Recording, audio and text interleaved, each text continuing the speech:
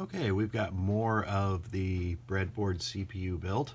We got our program counter up here, happily counting away because I have the counter enable bit set high.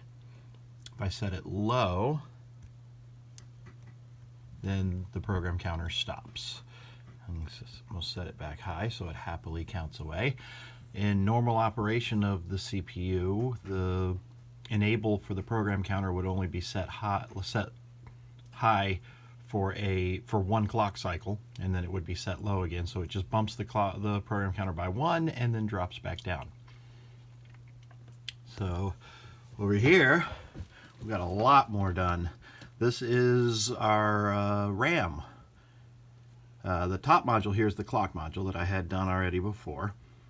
And the bottom module here is the instruction register, which currently is not hooked up to the bus. The bus is this middle strip down the middle here that everything is connected to.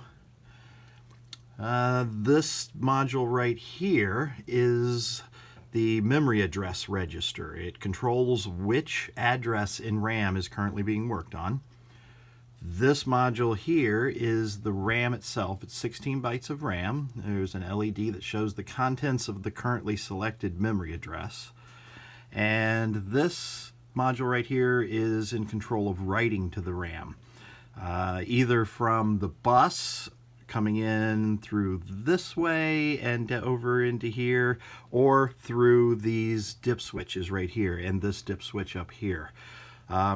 If it's in, right now it's in bus mode, there's a switch right here that I can switch to bus mode or manual mode. In bus mode, it reads the address from the bus, and that determines what's going into there, and it can read or write data to the RAM from the bus.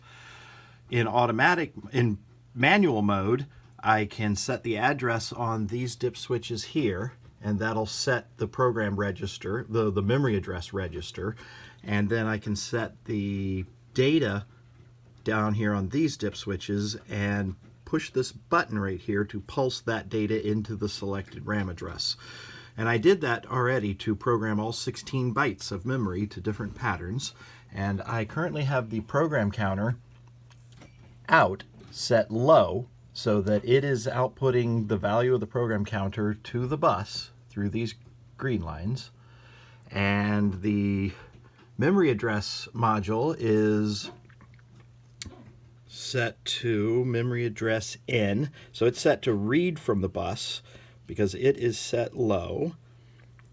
And so everything that happens over here on the program counter is going out to the bus, and the memory address register is reading it in. So we see the memory address register changing based on the program counter. And as it's changing, the RAM is showing values in different areas of RAM. And I had fun programming little patterns into the RAM.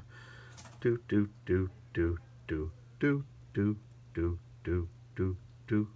Get a little Pac-Man game going here or something. Probably not enough with only a resolution of 8 by 1. So what we can do here is we can, first of all, let's take the memory address register in and set that back high so that we're no longer reading the memory address from the register. Let's take the program counter out and set that back high so we're not outputting to the bus. We're still counting away because we are still enabled. The counter enable is still high. So we're not going to worry about that though, because we're not outputting to the bus. Let's switch over to manual mode. Okay, so now we can set the memory address register to a value here. So let's dump all these back down to 0. And we see we have a binary 1. If I go up to memory address 1, we have a 3. If I go to memory address 2, then we have a different binary. What is that? 1, 2, 4, 8, 12. That's 12. Okay, so let's pick one with a more interesting pattern.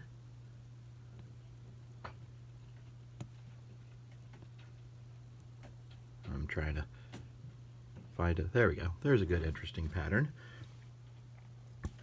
Or better yet, now let's do this. Let's go to memory address 3, which has 12 in it. Okay. Now we're going to take RAM out, which is right here. We're going to set that low. So the contents of RAM is being written out to the bus through these white wires going over to the bus. And then we're going to come over here to our A register, and we're going to say A register in and take it low. And that writes the value that's on the bus, which came from the RAM, currently selected RAM address, into the A register. And then we'll take that back high. And then we are going to change this to a different address. Let's go back to 2. Let's go back to 1. Let's go to memory address 0. So that has a simple value in it, like 1. Okay, our RAM is still going out to the bus because RAM out is low. So we're going to come over here to the B register, and we're going to say B register in. We're going to take that low, and that loads the contents of the B register. So now our A register has 12, our B register has 1. So let's stop reading this from the bus, and let's stop outputting our RAM to the bus.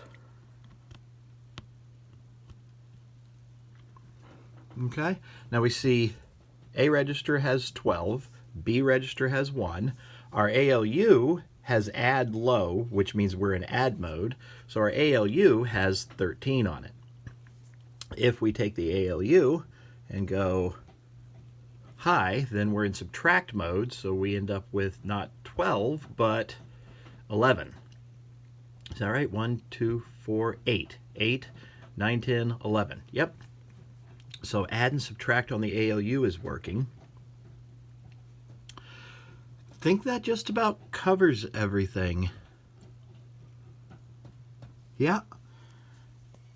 Working on the output module now, which will have 4 7-segment displays on it, and the ability to take an 8-bit number from the bus and decode it to a decimal number on the 4 7-segment displays. Either as 0 through 255 or as a 2's complement number of -128 to +127. So that'll be the next video and the next thing that I work on and get working.